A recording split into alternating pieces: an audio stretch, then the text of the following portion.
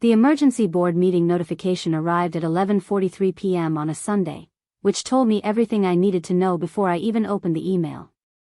Nobody calls emergency board meetings at midnight on weekends unless they're trying to do something they don't want scrutinized in daylight. The subject line was deliberately vague: urgent strategic opportunity, board vote required. No details, no agenda, just a Zoom link and a meeting time of 1 a.m. with mandatory attendance for all board members and C-suite executives.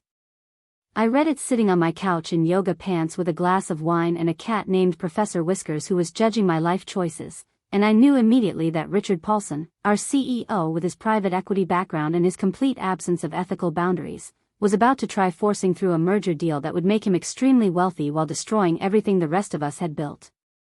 I'm Lauren Hastings, and that email arrived exactly 17 days after I'd filed provisional patents on 3 critical pieces of technology that represented the actual value of Helix Innovations, the biotech startup I'd co-founded 6 years ago with 2 other scientists who'd believed that breakthrough medical devices shouldn't be owned by predatory corporations. I wasn't the charismatic founder who did press interviews or the business genius who secured funding. I was Chief Technology Officer, the person who'd spent 6 years in labs and development facilities turning theoretical concepts into functioning prototypes that could actually save lives. I drove a beat-up Honda Accord with 198,000 miles on it and a bumper sticker that said, "I break for science," that someone had given me as a joke. I lived in a small apartment with furniture from IKEA and a kitchen where I mostly made coffee and occasionally remembered to eat actual meals. I wasn't building wealth or status. I was building technology that mattered, and apparently that made me an obstacle to Richard's plans for personal enrichment. Richard had joined Helix 8 months ago when our Series B investors insisted we needed experienced leadership to scale operations and prepare for exit opportunities. Translation: they wanted someone who'd help them cash out fast rather than someone who cared about whether our medical devices actually made it to patients who needed them. Richard came from a private equity firm called Titan Capital Management, specializing in buying struggling companies, extracting maximum value, and selling them to larger corporations before anyone noticed the hollowed-out remains. He had that private equity aesthetic, tailored suits that cost more than my monthly rent, a titanium Apple Watch he checked constantly during meetings, and the ability to describe destroying people's livelihoods as creating shareholder value without visible shame. His first move at Helix was pushing for an acquisition. Not because the company needed it, but because a quick sale would trigger liquidity events that would make early investors and executives extremely wealthy while leaving employee stockholders and actual stakeholders with minimal returns.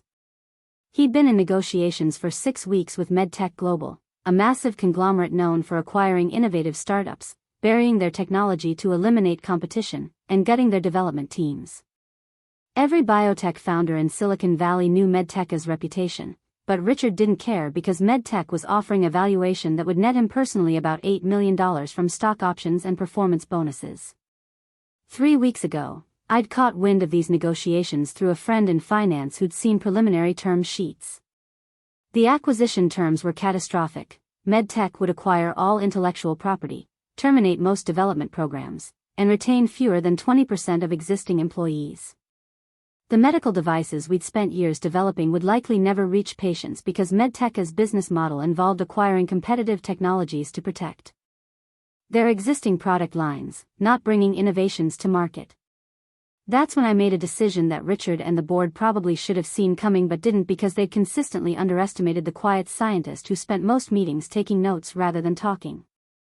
I filed provisional patent applications on 3 critical technologies we developed: an advanced glucose monitoring system, a minimally invasive drug delivery platform, and a diagnostic sensor array that could detect multiple biomarkers simultaneously. All 3 patents listed me as primary inventor because I'd led the development teams, done most of the actual design work, and documented everything meticulously in lab notebooks that would hold up under patent office scrutiny. Here's the critical detail that Richard didn't know. Provisional patents establish filing dates and inventor rights independent of employment agreements if the inventor can demonstrate they developed the technology using personal resources or outside the scope of their employment. I'd been careful over the years to do significant development work on my own time, using personal equipment, documenting which innovations came from company-funded projects versus independent research. The 3 patents I filed represented work that straddled that line carefully, with enough independent development to establish my rights as primary inventor while still being core to Helix's product portfolio. Which meant those patents were legally mine, not Helix's, and any acquisition of Helix that didn't properly account for my patent rights would face immediate legal challenges that could tank the entire deal. But let me pause here because about 86% of you are listening to this while doing something else, and you haven't subscribed yet. That's like watching someone play chess against themselves. And then leaving before checkmate. Subscribe right now, not in 5 minutes, not later, right now. Because what happens when a midnight merger crashes into patent law is the kind of corporate chaos that restores your faith in documentation. I joined the Zoom call at 12:58 a.m., coffee in hand, Professor Whiskers sitting on my desk judging the entire proceeding. 6 board members, 4 executives, and our corporate counsel David Morrison, who looked like he'd been woken up for this meeting and wasn't happy about it. Richard started at exactly 1 a.m. Thank you all for joining on short notice. We have a time-sensitive opportunity that requires immediate board approval. MedTech Global has presented a final acquisition offer that expires at 9 a.m. Eastern Time today. The terms are favorable and represent significant value creation for all stakeholders. He pulled up slides showing the valuation, $340 million acquisition price, mostly stock with some cash components, immediate liquidity for early investors and executives. The slides were professionally designed, clearly prepared well in advance, not something thrown together for a midnight emergency meeting. The board needs to vote tonight to approve this acquisition and authorize execution of definitive agreements. Time is critical because MedTech has other acquisition targets and this offer expires in hours. Board member Christine Walsh, a venture capitalist who'd been skeptical of Richard from the beginning, unmuted her microphone.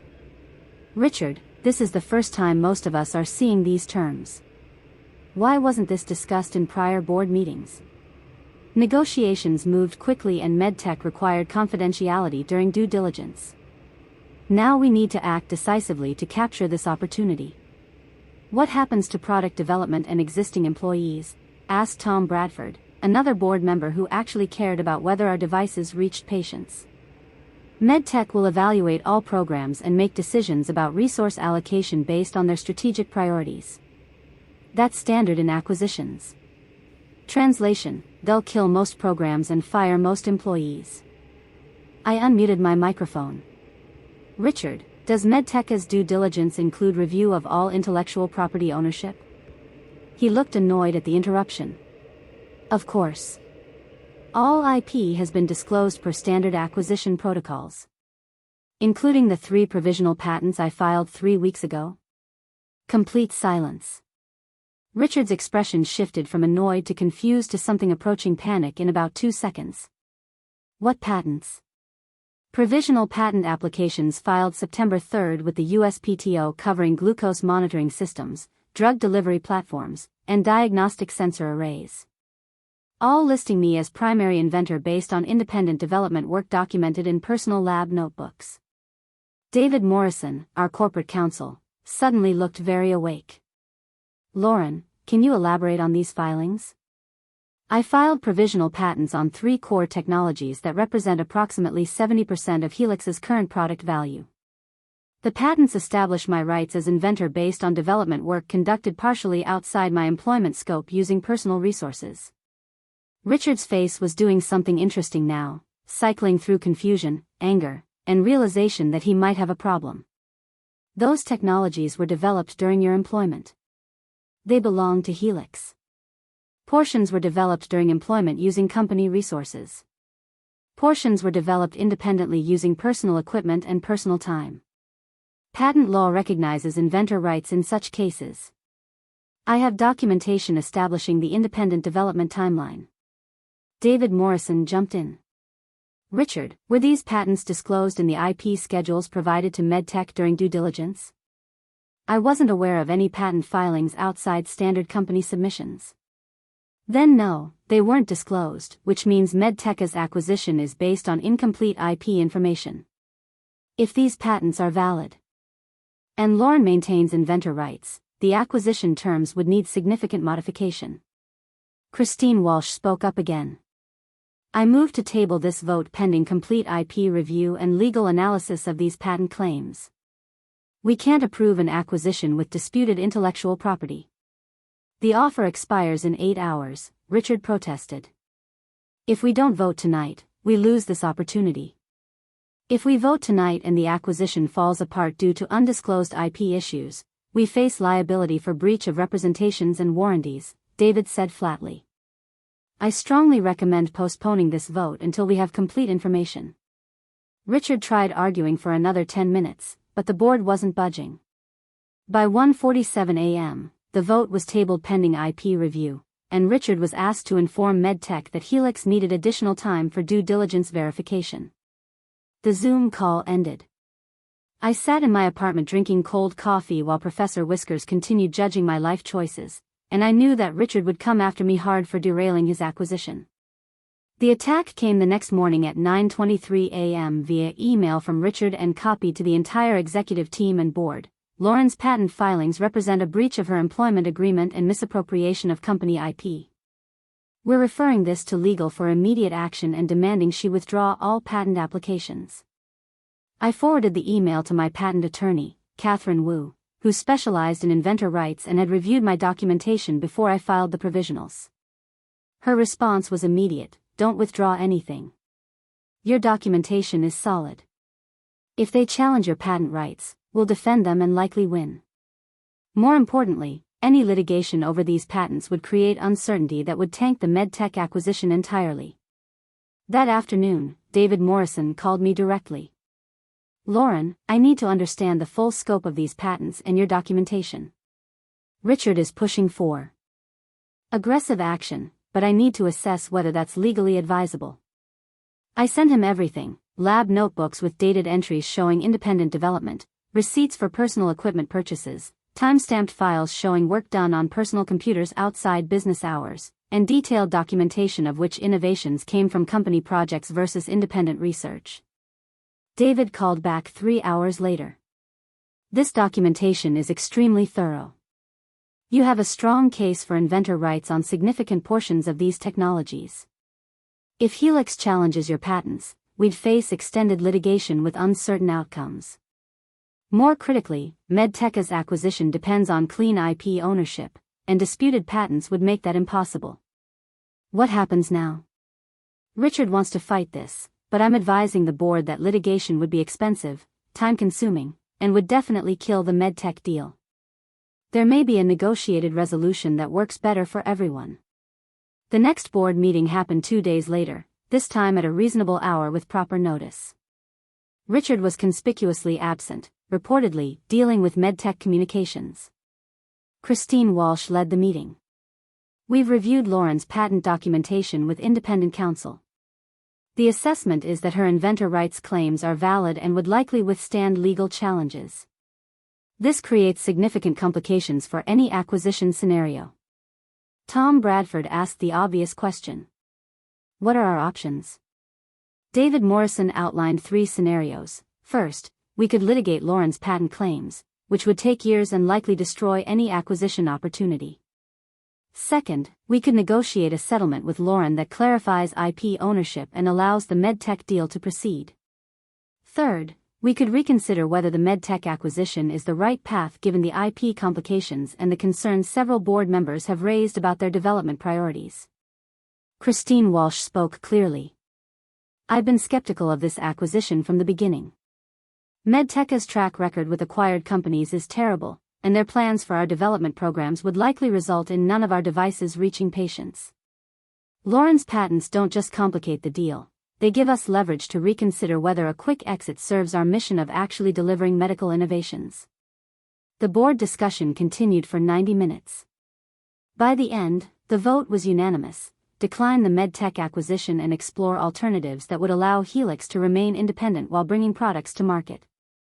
Richard Paulson resigned 3 days later, citing strategic differences with the board regarding company direction. Translation: the board blocked his plan to get rich quick from an acquisition that would have destroyed the company. 2 weeks after Richard's departure, the board brought in a new CEO, Jennifer Park, a medical device industry veteran who'd spent 20 years actually bringing products to patients rather than flipping companies for profit. Her first move was negotiating a licensing agreement with me for the 3 patents, establishing clear joint ownership while protecting my inventor rights and ensuring I'd benefit financially if the technologies reached the market. 6 months later, Helix secured Series C funding from investors who actually cared about medical innovation rather than just quick exits. The terms included board seats for people with medical device expertise and explicit protections against acquisitions that would bury our development programs. 1 year later, our glucose monitoring system entered clinical trials. The drug delivery platform was in advanced prototype testing. The diagnostic sensor array was being evaluated by hospital systems for pilot programs. 18 months after that midnight merger attempt, I ran into Richard Paulson at a biotech conference in San Francisco. He was working as a consultant for early-stage companies, no longer a CEO, probably because word travels fast in tight industries about executives who try to force through midnight mergers without proper due diligence. "Lauren," he said, attempting professional courtesy. "Congratulations on the clinical trials. Impressive progress." "Thank you." Turns out when you focus on developing technology instead of selling companies, you can actually bring innovations to market. "I heard you negotiated quite a deal on those patents." "I protected my inventor rights and ensured the company could still benefit from the technology." "Everyone won except people who wanted a quick exit." He nodded uncomfortably. "In hindsight, maybe I should have reviewed the IP situation more carefully before pushing for that acquisition. In hindsight, maybe you should have cared about whether our devices actually helped patients instead of just whether they made you wealthy." We didn't talk much after that. He moved on to other conversations, probably looking for his next opportunity to extract value from companies built by people who actually cared about their work. 2 years after the midnight merger attempt, Helix went public through an IPO rather than an acquisition. The public offering valued the company at $680 million, double what MedTech had offered, with terms that ensured our development programs would continue and our employees would benefit meaningfully from the success they'd built. My patent licensing agreement meant I owned a significant stake in that success, not through selling out early but through protecting what I'd created and ensuring it could reach the people who needed it. The lesson I learned isn't about revenge, though watching Richard's midnight merger collapse because of patent filings I'd made 3 weeks earlier was deeply satisfying. The real lesson is simpler: your work has value, your contributions deserve protection, and sometimes the best defense against predatory executives is meticulous documentation of exactly what you created and when you created it. Richard thought he could force through a secret midnight merger before anyone had time to question whether it served anyone's interests besides his own. What he didn't count on was a quiet scientist who'd been carefully documenting her work and understood that patent law protects inventors who can prove what they built. Those patents didn't just derail an acquisition. They forced a company to reconsider its entire strategic direction and ultimately choose a path that served patients, employees, and genuine innovation instead of just executive enrichment. Some people call that luck. I call it the consequence of documenting your work, understanding your legal rights, and refusing to let predatory executives destroy something valuable just to cash out quickly. Thanks for staying with this entire story, everyone who understands that innovation belongs to the people who actually create it, not just to whoever controls the company letterhead. If this resonated, if you've ever had your work undervalued or seen executives try to sell companies you built, subscribe and share your story. These workplace justice tales remind us that protection comes from documentation, rights come from proof, and sometimes the best way to stop a midnight merger is to turn on the lights. Remember, document everything you create, understand your inventor rights, protect your intellectual property through proper legal channels, and never let someone else's urgency force you into decisions that destroy what you've built. Your innovations are yours, your work deserves protection, and midnight meetings are usually signs that someone's trying to do something they don't want examined in daylight. Stay documented, stay protected, and always turn on the lights.